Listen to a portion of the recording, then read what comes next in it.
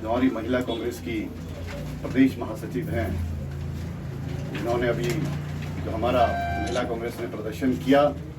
उसमें अपना रोष जाहिर करते हुए हमारी प्रदेश अध्यक्षा जी के साथ एक अपना रोष व्यक्त किया और एक पूरे उत्तराखंड ही नहीं पूरे भारतवर्ष के अंदर जो इन लोगों ने एक मैसेज दिया और अपने बाल अपनी एक मातृशक्ति के लिए अपने बालों का बलिदान दे दिया, अपने बालों का मुंडन करवा दिया। ऐसी हमारी बहुत ही ऊर्जावान शिवानी वर्मा जी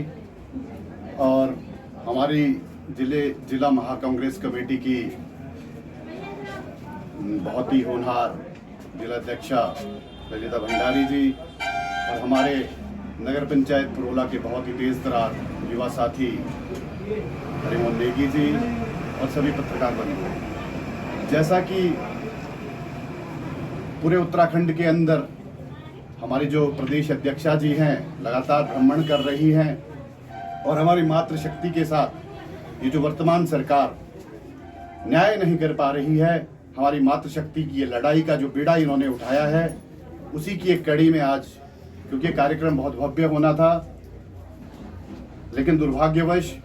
हमारे ब्लॉक अध्यक्ष जी हैं आदरणीय नेगी जी और हमारे आदरणीय हरिमोहन सिंह नेगी जी, इनके ही गांव के अंदर एक दुर्घटना घट गई और हमारे जो पूर्व में प्रभारी जिलाध्यक्ष रहे हैं सोहन बहुगुणा जी, उनके पिताजी की भी आज मृत्यु हो गई। इसलिए हम इस कार्यक्रम को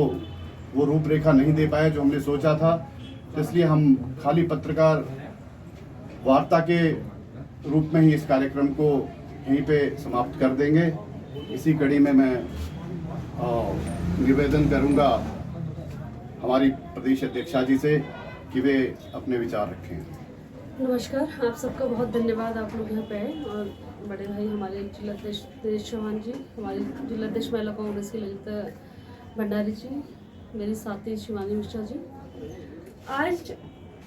हम लोग पूरे प्रदेश में हम लोगों ने भ्रमण कार्यक्रम लगा रखा है और 21 सितंबर को हम लोगों ने मुख्यमंत्री आवास घेराव रखा था और लगातार हम पिछले 1 साल से अंकिता भंडारी के मुद्दे को उठा रहे हैं और सीबीआई जांच की मांग कर रहे हैं, केस को फास्ट ट्रैक कोर्ट में चलाने के लिए लगातार परिवार वाले और कांग्रेस पार्टी के सभी नेतागण इसके लिए मांग कर रहे थे। लेकिन जब हम लोगों को लगा कि हमारी सुनवाई नहीं हो रही है तो 21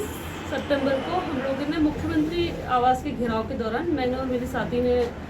बालों का मुंडन करा और हमने बालों को श्रद्धांजलि के रूप में सरकार को दिया। उसी कड़ी में हम लोगों ने कल से 5 अक्टूबर से ये प्रोग्राम शुरू करे थे। देवप्रयाग, टिहरी, उत्तरकाशी, पुरोला और कल आज सुबह बड़कोट की मीटिंग थी और हम लोग हल्द्वानी, नैनीताल, अल्मोड़ा, पिथौरागढ़ तक इस यात्रा को इस चरण में ले जा रहे हैं। और हमारे लगातार सरकार से ये सवाल है कि ऐसी क्या मजबूरी है कि अंकिता भंडारी की हत्या को 1 साल हो गया लेकिन अभी तक उस बच्ची को न्याय नहीं मिल पाया। ना ही ये केस फास्ट ट्रैक कोर्ट पे चल रहा है, ना ही सीबीआई जांच की मांग जो लगातार परिजन भी कर रहे हैं और कांग्रेस पार्टी भी कर रही है, उस मांग को ये सरकार नहीं मान रही। वो कौन से वीवीआईपी को बचाने की कोशिश कर रही है, जिसके लिए आज ये सरकार चुपचाप बैठी हुई है उत्तराखंड की पहाड़ की देवभूमि की एक बेटी के साथ इतनी बड़ी घटना के बाद। दूसरा मुद्दा यह है कि लगातार पिछले 1.5 साल में जो प्रदेश में महिलाओं के साथ बलात्कार के केसेस बढ़े हैं, महिलाओं के ऊपर जो उत्पीड़न के केसेस बढ़े हैं, उसकी संख्या दिन प्रतिदिन बढ़ती जा रही है।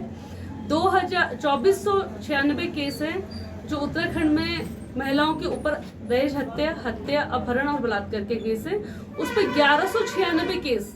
उत्तराखंड में महिलाओं के साथ बलात्कार के केस हैं। जो देवभूमि कही जाती है, छोटा सा राज्य है, उसमें इस तरीके से आज जो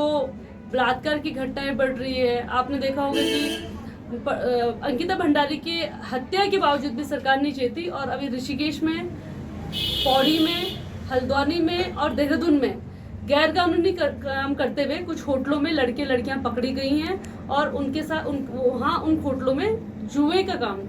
चिप्स पकड़े गए हैं, जो कि इस देवभूमि को कलंकित करने का काम है। हम लोगों ने ये महिला स्वाभिमान न्याय यात्रा निकाली है। इसके तहत हम लोगों के पास जा रहे हैं और लोगों से सवाल पूछ रहे हैं कि क्या ऐसी सरकार जो हमारी बेटियों को सुरक्षित नहीं रख पा रही, हमारे भाइयों को रोजगार नहीं दे पा रही है, महंगाई अपने चरम सीमा में है, स्वास्थ्य सुविधाएं पहाड़ों में कहीं नजर नहीं आ रही हैं। और एक काम 3 दिन पहले 4 दिन पहले सरकार ने एक अध्यादेश और लाया है कि 12,000 रुपए का लाइसेंस देके 50 लीटर तक का शराब आप अपने घरों में रख सकते हैं। क्या ये हमारे युवाओं के साथ, हमारी देवभूमि के लोगों के साथ छलावा नहीं है? और इसके खिलाफ आज हम लोगों से आह्वान कर रहे हैं कि एक लड़ाई हम लोगों ने पृथक राज्य के लिए लड़ी थी और एक लड़ाई हम लोगों को अब उत्तराखंड को बचाने के लिए लड़नी पड़ेगी।